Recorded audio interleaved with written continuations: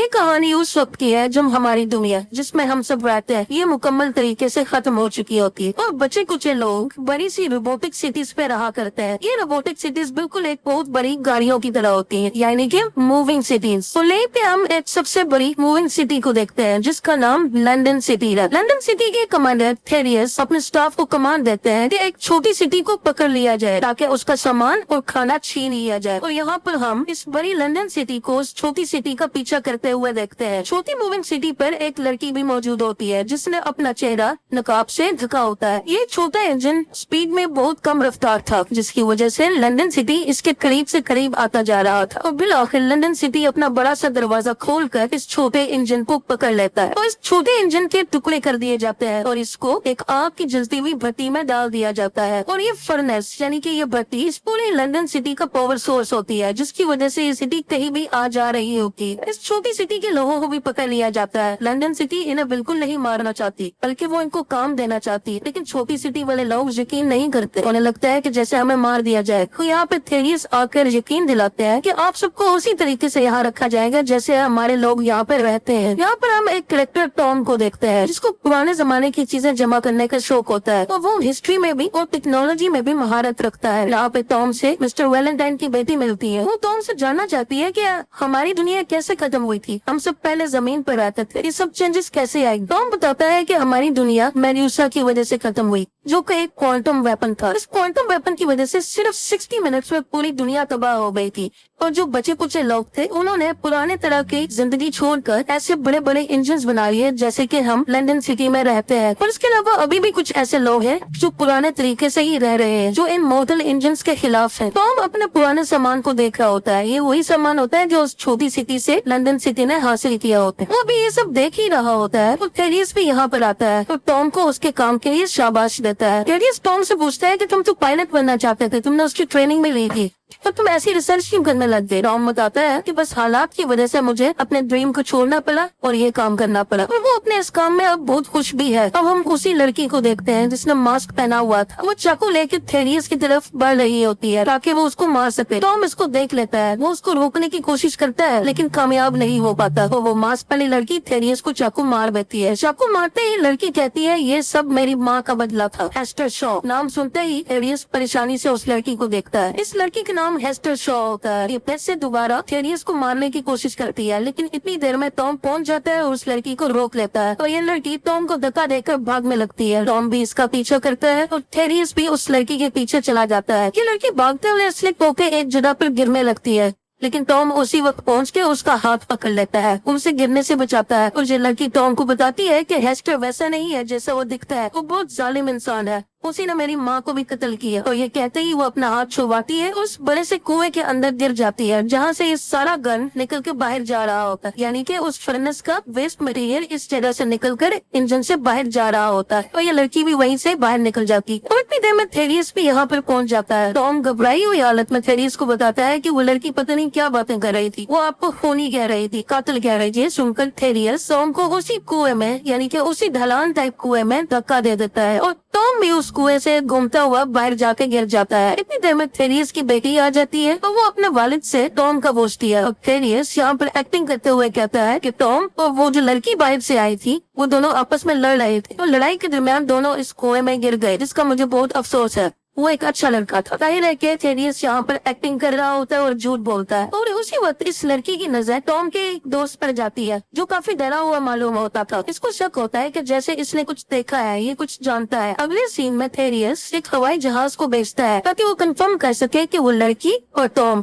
دونوں مر چکے ہیں یا زندہ ہے. وہ جہاز دیکھتا ہے لیکن انہیں کچھ نہیں ملتا کیونکہ یہ دونوں پہاڑی چوکیوں میں چھپے ہوتے ہیں.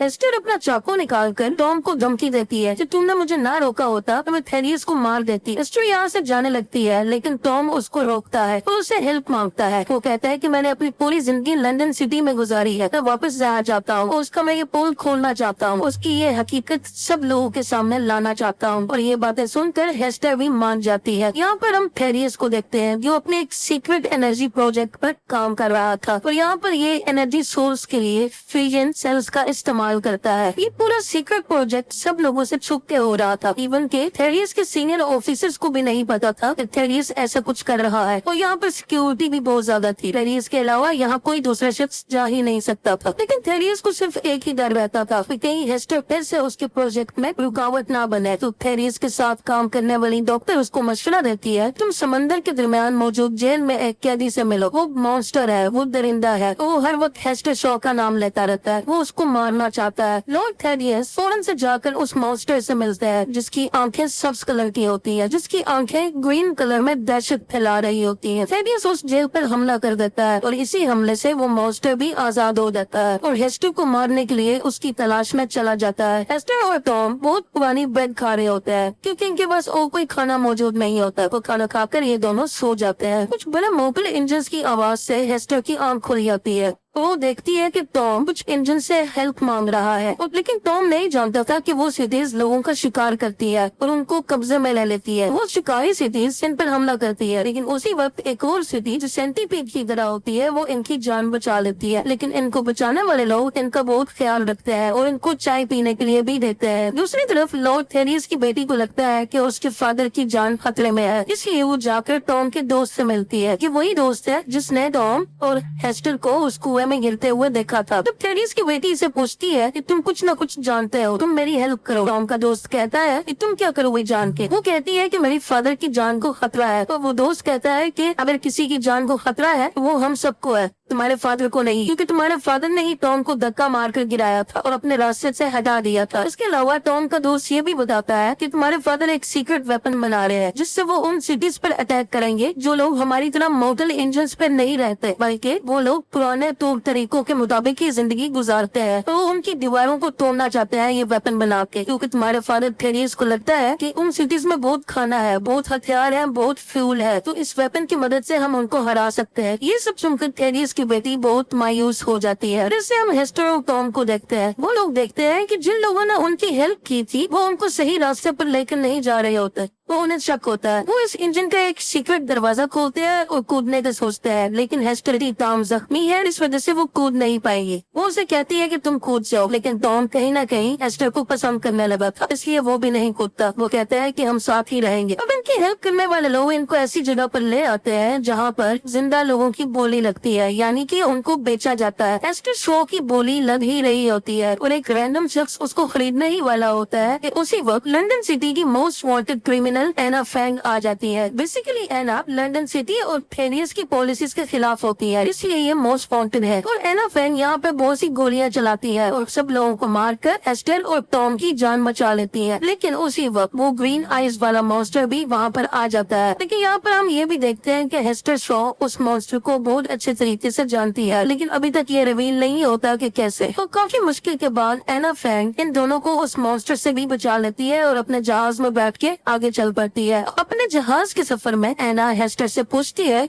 कि तुम उस मॉन्स्टर को कैसे जानती हो और वो तुम्हें मारना क्यों चाहता है। हेस्टर बताती है कि इसी मॉन्स्टर जिसको मैं स्ट्राइक कहती हूँ, इसी ने मुझे पाला, बड़ा किया, मेरा ख्याल रखा। मेरी माँ को जब थेरियस ने मार दिया था तो मेरा कोई सहारा नहीं और मैं इसी ग्रीन मॉन्स्टर को मिली। इसने मुझे पाला, बड़ा किया, मेरा ख्याल रखा, मुझे खाना खिलाया, लेकिन मैं फिर भी काफी उदास रहती थी। और मेरी उदासी को देखते हुए मॉन्स्टर ने मुझसे वादा किया कि मैं तुम्हें भी अपनी तरह बना दूंगा ताकि तुम्हें कोई बुरी यादें ना आए, तुम्हें कोई दुख ना रहे, और तुम मेरे साथ वादा करो कि तुम मेरी तरह मॉन्स्टर बनोगी ताकि हमेशा से जिंदा रह सको। वो उससे वादा भी कर लेती है, लेकिन उसे जब कुछ दिन पहले पता चला होता है कि थेरियस वैलेंटाइन जिंदा है और वो कहाँ पर है, तो उसे मारने का इरादा करके उस मॉन्स्टर के पास से भाग जाती है। और यही वजह थी कि हेस्टर मॉन्स्टर के पास से भाग चुकी थी और उसने अपना वादा तोड़ा था, क्योंकि वादा ये था कि वो उस जैसी मॉन्स्टर बनेगी, लेकिन वो भाग चुकी होती है। और इसी वजह से उस मॉन्स्टर को गुस्सा आता है और वो हेस्टर को जान से मार देना चाहता है। इससे हम लंदन सिटी को देखते हैं जो कि अपनी डिसाइडेड डायरेक्शंस की बजाय किसी और ही डायरेक्शन की तरफ जा रही थी। जब थेरियस के सीनियर ऑफिसर को ये पता चलता है तो वो उस चर्च में उससे मिलने आता है और कहते हैं कि मेरी मर्जी के अलावा तुम ये कैसे कर सकते हो। थेरियस के सीनियर ऑफिसर देखता है कि थेरियस एक बहुत बड़े सीक्रेट प्रोजेक्ट पर काम कर रहा है और ये कुछ और नहीं बल्कि वही मेडुसा प्रोजेक्ट है। इसी प्रोजेक्ट की वजह से आज से बहुत सालों पहले हमारी दुनिया भी तबाह हो चुकी थी और अब थेरियस वही वेपन दोबारा बना चुका होता है। इससे पहले कि सीनियर ऑफिसर थेरियस को रोकता, थेरियस उसको गोली मार देता है और ये सब होता थेरियस की बेटी और टॉम का दोस्त भी देख रहे थे, यानी कि थेरियस की बेटी को अपने फादर की सच्चाई का पता चल चुका है। दूसरी तरफ एना फैंग अपने हवाई अड्डे पे पहुंच जाते हैं और अपने जहाज को यहाँ पर लैंड कर देते हैं और वो अपने साथियों से मिलती है और टॉम और हेस्टर को भी उनसे मिलवाती है। इनको पता चलता है कि लंदन सिटी हमारी तरफ बहुत ज्यादा स्पीड से बढ़ रही है, वो हम पर अटैक करना चाहती है। और एना फैंग बताती है कि थेरियस के पास अब मेड्यूसा सिस्टम है, उसको रोकने का एक ही तरीका है कि उस सिस्टम को क्रैश किया जाए, जिसका अभी तक इनको कोई हल नहीं मिल रहा होता। हेस्टर शो अपने पास्ट को याद करते हुए बताती है, वो बताती है कि उसकी मदर और थेरियस बहुत अच्छे दोस्त थे, दोनों बहुत प्रोफेशनल साइंटिस्ट थे। लेकिन जब उसकी मदर ने मेड्यूसा को कंट्रोल करने वाली मशीन इजाद की तो उसको देखकर थेरियस के अंदर लालच आ गई और थेरियस ने उसकी माँ को मार दिया ताकि वो उस मशीन को हासिल कर दे और मेड्यूसा को कंट्रोल करने वाली पावर उसके पास आ जाए। अब सिर्फ यही हल है कि वो